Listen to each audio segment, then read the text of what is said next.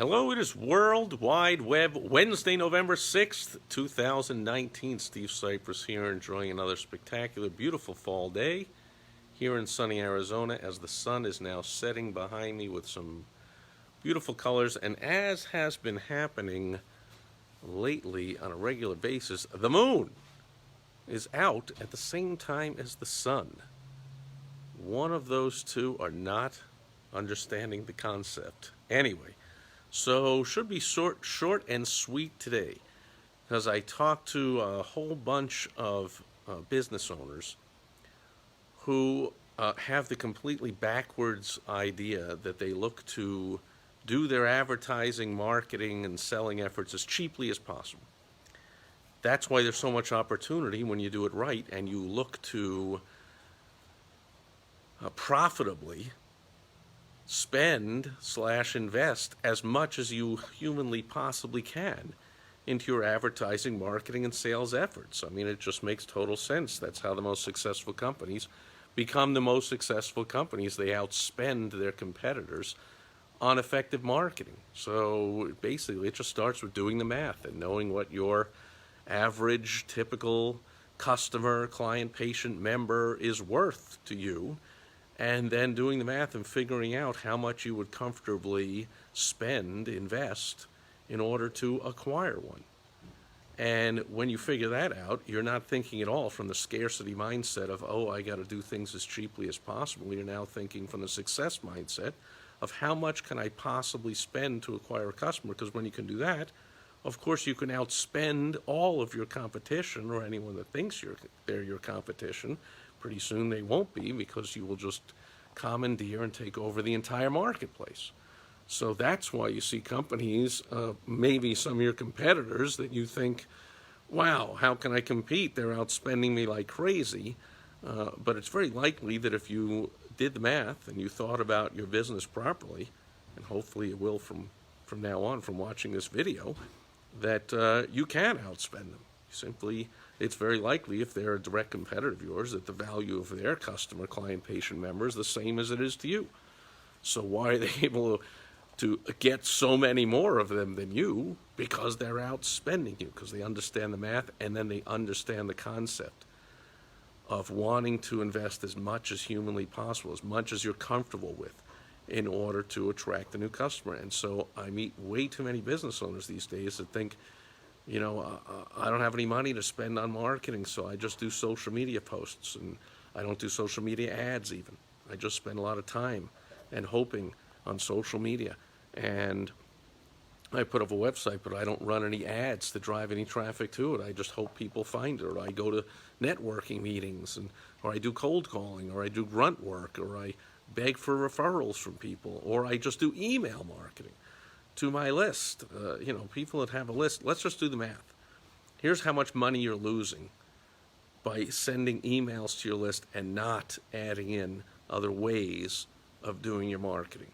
Let's say you have a list of, say, 10,000 prospects/customers, and you send out an email. Well, check your open rates. Check how many people are reading your emails. Of course, you can't tell exactly from the open rates. The tracking mechanisms are not precise. And of course, you can't tell from someone who just opens your email how much of it they read, or if they read it while they were watching TV or not paying attention, or just scrolling through it in 2 seconds.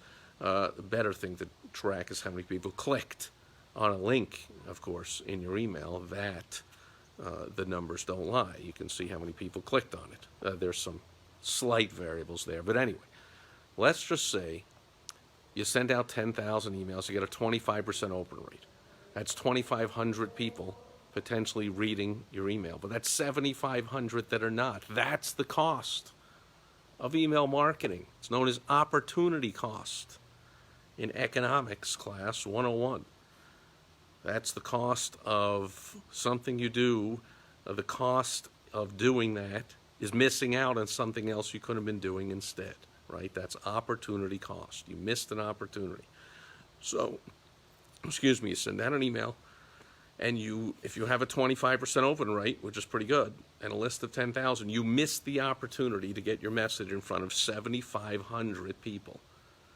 that might be predisposed to buy your product or watch your video or attend your event or go to your webinar or do whatever it is you're looking to get them to do with that email, read your blog post, whatever it is at all that you want them to click to, and hopefully you have something for them to click on in every email you send. You're using the WOW strategy. You make an irresistible offer, of course, so that they will click on it, but that's the opportunity cost, folks. That's a huge cost, and I've seen it kill businesses. So, and I just mentioned, for instance, people going to event. You know, people know that I have run events spectacularly successfully over the years, and I have been asked, and I've trained people, and I've been hired to put together a course on how to get people to attend events, and I've spoken and been interviewed on how to get people to attend events, and people pay me lots of money and then get great results and get people attending their events. And one of the things is, I was just talking to someone the other day who was like, oh, I'm noticing attendance is way down for in-person events. A lot of people say live events, but, you know, live could mean live on the internet. Like, this is a live video, it's a live event. So I'll just call it an in-person event.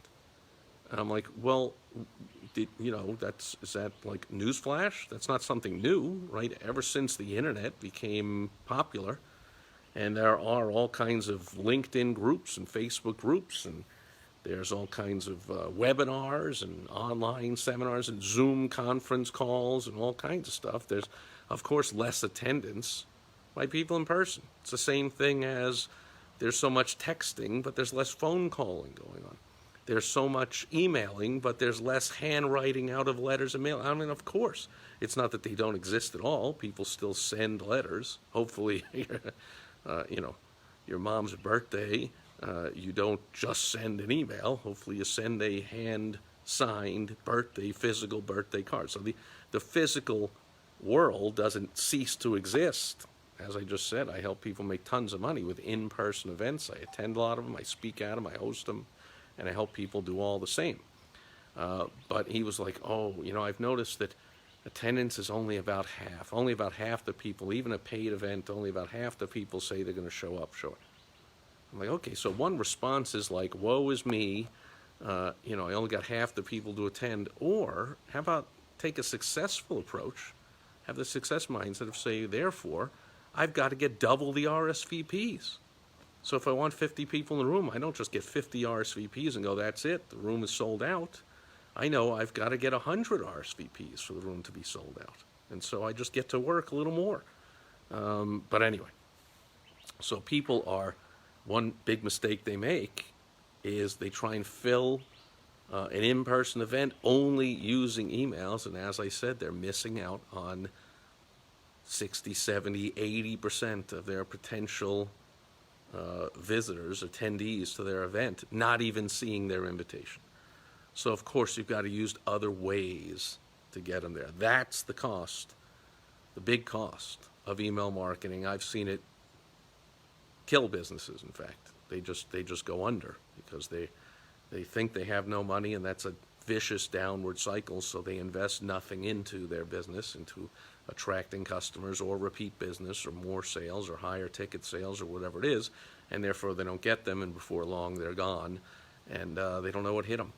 And then often they come to me for advice, and it's way too late, and I could help them, but it's way too much trouble for me to get involved. But the clients that come to me that I really enjoy are the ones that are on an upswing. Okay, and that could be you. You're doing well, you're selling some stuff, but it's not as consistent as you want, it's not as much as you want, you're not sure why. You might want to get on the phone with me, no cost. Go to helpfromsteve.com and at least let's see if there's something I can do to help you with. I predict there definitely is. You might think there isn't, but just take 20 minutes of your time to get on the phone and check it out and see. Anyway, that'll do it for Worldwide Web Wednesday. Please don't make that mistake of only using email marketing thinking it's free. It could cost you your whole business. Anyway, that'll do it. I'll be back tomorrow on Throwback Thursday. Thanks for being here today. I will catch you tomorrow as the sun sets in the west. Over and out. Bye-bye.